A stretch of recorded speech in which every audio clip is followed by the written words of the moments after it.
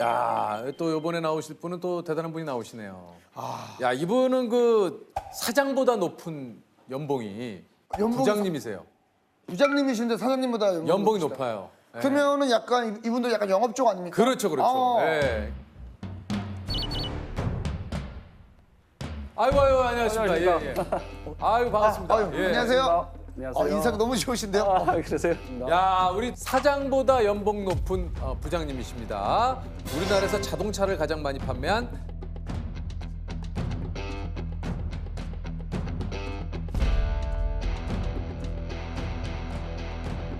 자동차 판매의 신, 자동차 회사 영업부장 박광주 씨입니다. 아유, 안녕하세요. 반갑습니다. 반갑습니다.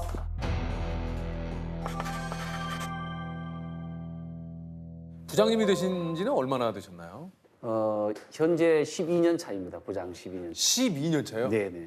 아, 저보다 나이가 몇 살 위이시긴 한데 제 나이쯤 되면 보통 그 회사에서 한 부장님 정도 되는 겁니까? 그렇죠. 부장이 되는데 저희 그 영업 부서에는 임원직급이 없습니다. 그래서 이제 완생을 꿈꾸면서 대기 중입니다. 사장보다 연봉이 높다는 건 이게 뭡니까 이게? 작년 재작년에 그 고액 연봉을 받게 됐었어요.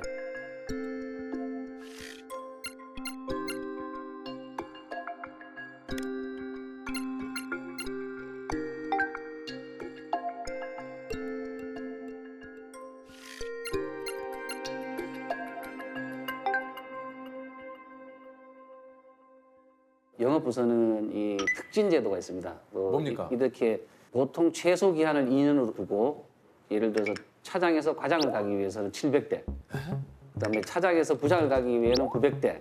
이 대수를 빨리 달성하게 되면 그때 특진이 되는데 제가 과장에서 차장으로 2년 만에, 차장에서 부장으로 2년 만에 아마 최단기 기록. 몇 대를 파셨다고요? 1600대를 뭐 2년 안에 거의 1000대 가까이 판매를 넘겼으니까 1년이 365일이면 사실 쉬는 날 빼고 거의 하루씩 팔아도 365대인데 이게 1년에 500대씩 막 이런 게 가능합니까?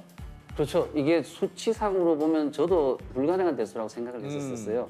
근데 어느 순간 시간이 지나면서 누적된 고객이 고객을 소개하고 이런 과정이 되풀이되는 과정 속에서 보면은 500대가 아니라 600대도 충분히 가능하더라.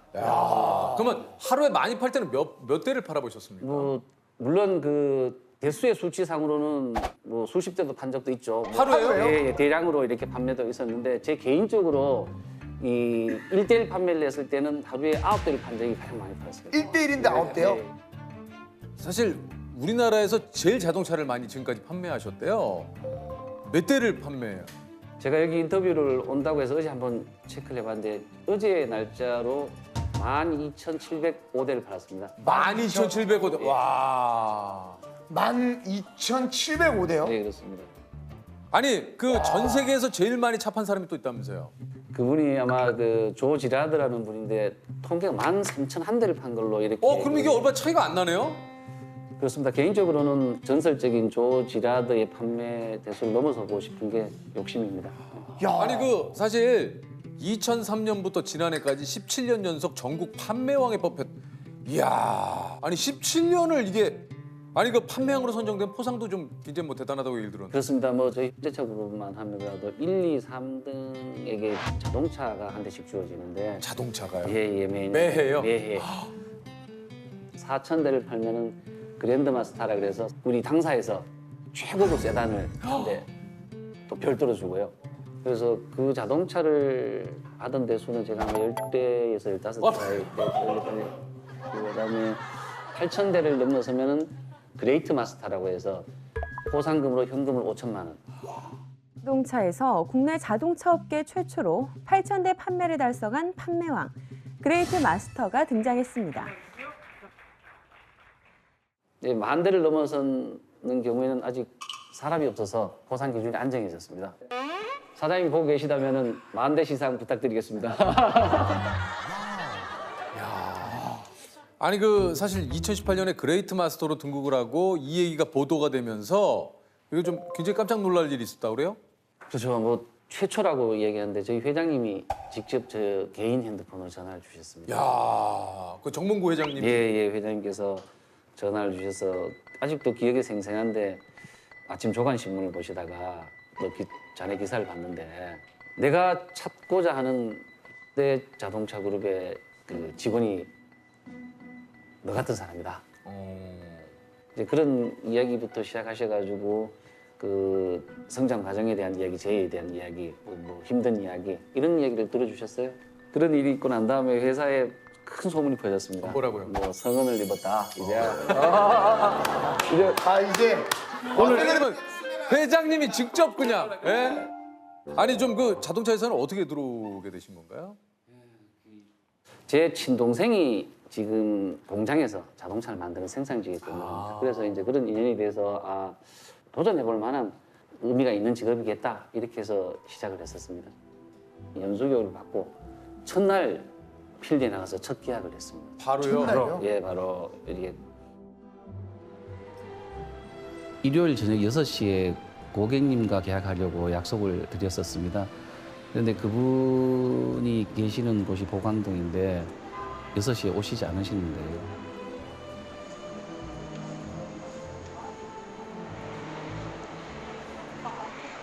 기다리는 시간이 이제 1시간, 2시간 이렇게 지나가고 나면서 굉장히 내적 갈등도 많았었어요. 언제까지 기다려야 되는지, 이분이 계약을 안 하시기 위해서 저를 회피하는 건 아닌지. 3시 한 40분, 4시 가까이 됐습니다. 새벽 4시. 그때까지 제가 그 집 대문 앞에서 계속 기다리고 있었는데, 근데 그분 가족분들이 그 자유로에서 사고가 났었어요. 교통사고가 나셔서 그 교통사고 수습하고 이렇게 해서 오셨는 게, 아니 이렇게 오랫동안 기다렸냐고, 오늘 안 하면 내일 하면 될 걸 왜 이렇게 미련하게 기다렸느냐. 그래서 대문을 열고 들어가자마자 그 텐마루 끝에 앉아서 바로 계약서에 서명을 해주셨어요. 그때는 뭐 24시간 이렇게 편의점이라는 이런 것도 없던 그런 시절이었기 때문에 무작정 그냥 대문 앞에서 기다렸는데 꼭 계약을 해야 된다, 이런 간절함이 그 오랜 시간을 기다리게 했던 것 같아요. 그분이 직장에서 그 차를 사고 결혼도 하고 독립을 해서 사업체를 차려서 대표가 되고 다시 성공을 해서 지방으로 늘어가고까지 거의 한 20년 이상을 아직까지 연결이 야. 이게 쉽지가 않은 게, 저만 해도 제 친구들끼리도 우리끼리도 얘기하잖아요. 어디서 차 샀어? 어때? 야, 그 사람 별로야. 그런데 지금 제가 봤을 때 부장님 같은 경우에는 다 너무 신뢰가 가고 믿음이 가니까 다 연결을 해주는 거 아닙니까? 세호 씨가 정확하게 알고 계세요. 제가 그 고객분들한테 그 소개를 하고 싶은 말을 좀 해주셨나 봐요. 아니 정말 예. 제 이런 경우냐면은 그 소개를 받는 사람은 뭔가 대단한 혜택이 있을 것 같은 그러니까. 기대를 그렇죠, 해요. 그렇죠. 예. 근데 거기서 거기잖아요. 거기서 사실. 거기입니다 사실. 해드려봐야 조금 뭐 아주 그 미미한 그런 차이와 뭐 나름 제 입장에서는 정성이라고 이렇게 하는데 나중에 그분이 돌아서서 이렇게 보고 난 다음에 소개하신 분한테 얘기하는 거예요. 뭐 별거 없더군 판명이. 그래서 언제부턴가는 말씀을 드려요. 소개해서 너무 고마운데 아주 특별한 건 없다. 대신 욕 얻어먹지 않도록 제가 성심성의껏 잘하겠다. 그런 본심을 가지고 일을 하다 보니까 계속 소개가 이루어지고 있습니다. 보통 이제 어떤 하루 일과시길래 이렇게 뭐 12,000대를 넘게 파실 수 있는지. 특별한 그 패턴은 없고요. 제가 이 잠은 전날에 어떤 일이 있더라도 한 3시 10분에서 12분 사이에 눈이 떠요. 새벽이요? 그래서 아니 새벽 근데 3시에 주무시는 게 아니라요? 그래서 3시에 일어나면은 먼저 이제 바로 일어나지 않고 한 30분 동안 누워서 오늘 무슨 일을 해야 될지를 다시 머릿속에 정리를 좀 하고, 그렇게 얘기하면 4시 반에 이제 조간 신문이 도착을 합니다, 집에. 시간 그렇죠. 신문이 한 뭐 빠른 데는 한 4시 반, 4시 반에 오면 거의 신문은 아침에 정독을 하는 편이에요. 네. 그 정독을 하게 되고 저기 집을 나오면 운동센터가 이제 오픈합니다. 운동하고 샤워하고 사우나 하고, 그래서 집에 와서 한 7시쯤에 출근하면 사무실 도착하는 7시 10분쯤 도착을 합니다. 아니 그 좀 이렇게 영업 노하우들이 좀 있으실 것 같은데 이게 좀 어떤 영업 노하우들이 좀 있습니까? 글쎄 뭐 너무 노하우 다 알고 있는 그런 내용이에요. 저뿐만 아니라 영업을 하시는 분들의 대다수가 그 노트 작성을 하실 거예요. 올해까지 27건의 노트가 줄을 서서 있는 거 보면은 뿌듯하기도 하고, 가끔 말씀드린 것처럼 뽑아보기도 하죠. 9일 이 고객에 대해서는 꼭 잊지 말아야 되겠다, 이런 내용도 적을 수도 있고.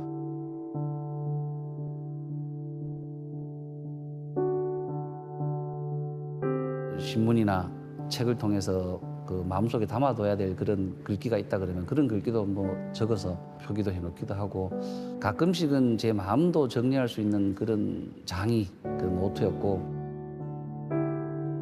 가끔 슬럼프가 왔을 때 그 지나간 기록을 많이 뒤져봤어요. 쉽게 말해서 자동차 대체 주기가 보통 이전에는 뭐 5년, 7년이다. 이번 달 2020년 9월에 자동차 판매가 좀 어렵고 힘들다 그러면은 5년 전에 2014년, 15년 달력을 그때 수첩 펴셔서 그때 차 사셨던 고객들에게 안부 문자라든가 인사를 드리면서 뭐 아버님 차 바꾸실 때 안 되셨어요? 잘 타고 계세요? 뭐 불편한 없으세요? 뭐 차가 도끼 노후화가 됐으면 교체 계획은 없으시냐? 이렇게 물어보게 되면 불특정 다수에게 영업을 하는 것보다 조금 가까이 근접할 수 있는 그런 데이터도 되기도 하고 하기 때문에 노트도 작성하기도 하고 이렇게 합니다. 혹시 좀 이런 얘기가 어떨지 모르겠는데 혹시 그 영업일을 처음 시작하던 그때로 돌아가도 다시 영업일을 시작을 하시겠습니까? 솔직히 반반입니다. 지금은 어느 정도 경제적인 그런 거나 이런 것들은 사실은 많긴 한데 좋아졌지만. 예, 좋아졌지만은 이게 사람을 상대하는 일이 결코 쉬운 일은 아닙니다. 너무 예, 그래서 이제 겉으로 화려한 성과 뒤에 말하지 못할 이런 사정들도 굉장히 많고요. 사기도 당해봤죠, 많이. 사기요? 사기도 당해보고. 무슨 사기를 당해보셨어요? 자동차를 가지고 가고 뭐 대금 지불을 안 하거나 계약금만 걸고 차를 가지고 가서 2달 타고 그냥 방치하고 버려둔 이런 경우도 있었고. 그럼 그런 거 다 어떻게 됩니까? 지금은 달라졌지만 이전의 이야기인데 다 이제 개인 손실부 담보도 않는 경우도 있고. 어우, 그러니까 이게 말투에서 사실 좀 그런 게 느껴져요. 그러니까 이 뭐 영업 일을 하시면서 얼마나 많은 사람을 이렇게 사실 만나고 대했겠습니까? 그러니까 약간 뭐 초월했다고 하기가 좀 그렇지만 요즘 좀 많이 지치셨습니까? 예, 많이 지치죠. 이제 그 한 분야에서 27년을 근무하고 했다는 것도 그렇고 요즘 많잖아요. 뭐 갱년기 우울증 뭐 이런 남자들도 갱년기가 온답니다. 아 맞아요. 네, 들었어요. 아 근데 좀 갱년기 우울증 오셨어요? 그런 것 같아요.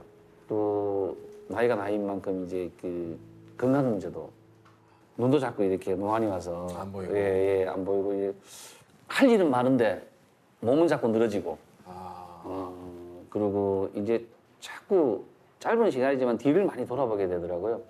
이 나이쯤 되면은 세상 모든 게 내 뜻대로 될 줄만 알았는데 뜻대로 안 되는 일들이 더 많아지더라고요. 그렇지도 않구나. 그렇지도 않고 쓸데없는 소소한 걱정거리는 자꾸 생기고. 아 근데 한편으로는 또 뭐 이거 위로를 드리려고 하는 얘기가 아니라 17년을 판매왕을 한다라는 게 아무나 할 수 있는 일은 아니지 않습니까? 아, 그럼요. 예.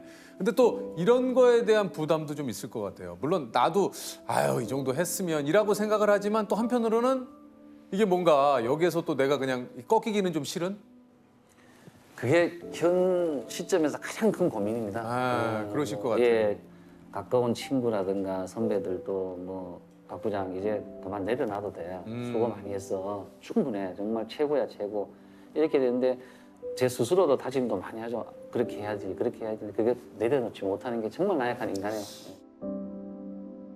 자동차라는 물건이 그 단순한 물건은 아니잖아요. 작은 나사 하나가 2만 개가 3만 개가 조립이 돼서 나오는 물건이다 보니까 자동차 한 번 판매하면은 과장된 얘기가 되는지 모르지만 저희 마음도 한 3만 번 막 들었다 놨다 하는 것 같아요.